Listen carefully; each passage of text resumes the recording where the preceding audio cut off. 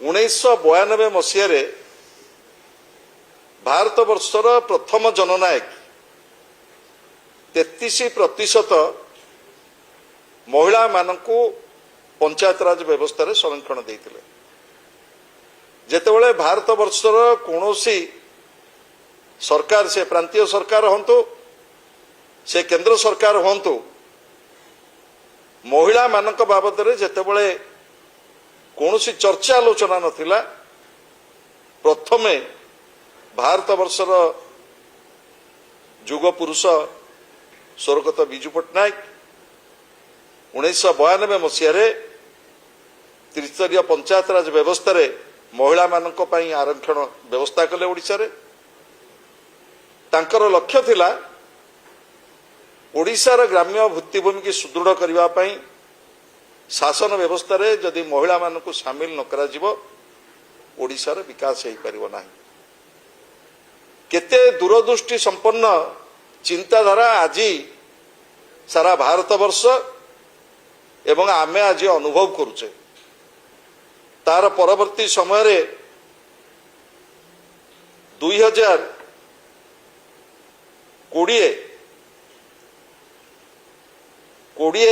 मसीह रे ओडिशार तत्कालीन मुख्यमंत्री श्रीयुत नवीन पट्टनायक से कहले जे गोटे परिवार रे गोटे पुरुषर जतिक अधिकार अच्छी गोटे मार मध्य सेतिक अधिकार अच्छी। से पंचायत राज व्यवस्था रे 50% महिला मानक पई संरक्षण व्यवस्था कले, जहा फल रे आज जिला परिषदर सभापति ठारू आरंभ करी चेयरमैन वाइस चेयरमैन सरपंच समिति सभ्य त्रिस्तरीय पंचायत राज व्यवस्था रे नवीन बाबूर ए ऐतिहासिक निष्पत्ति फल 50% ओडिशार माँ माने आज त्रिस्तरीय पंचायत राज व्यवस्था रे सामिल होइछन्ति।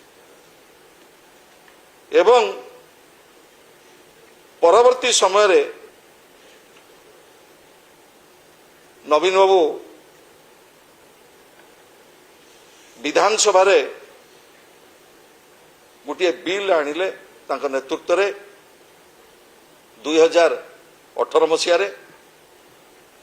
एवं से बिल रे प्रावधान थिला जे पार्लियामेंट एवं प्रत्येक राज्यर विधानसभा रे महिला मानक पई 33% संरक्षण व्यवस्था करा जाए। ये बोध हुए भारत वर्ष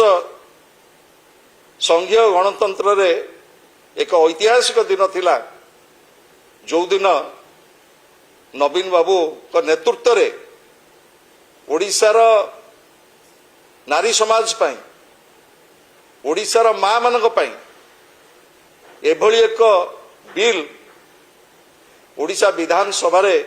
पारित हला एवं तापरे माननीय मुख्यमंत्री नवीन बाबूंकर निर्देश फल रे 7टी जातीय दल एवं 15टी आंचलिक दल को आमको पठेले जे तमे जाइकिरे सबु नेता मान को बुझाओ जे वर्तमान आवश्यकता अच्छी 33% पार्लियामेंट एवं विधानसभा रे महिला मानकर रिजर्वेशन आवश्यकता अच्छी, जहा फल रे केवल महिला शक्तिशाली हेबेनी ये जो महिला मानक को आगु को नबा पई जो उद्यम ये थिला तार प्रथम पदक्षेप।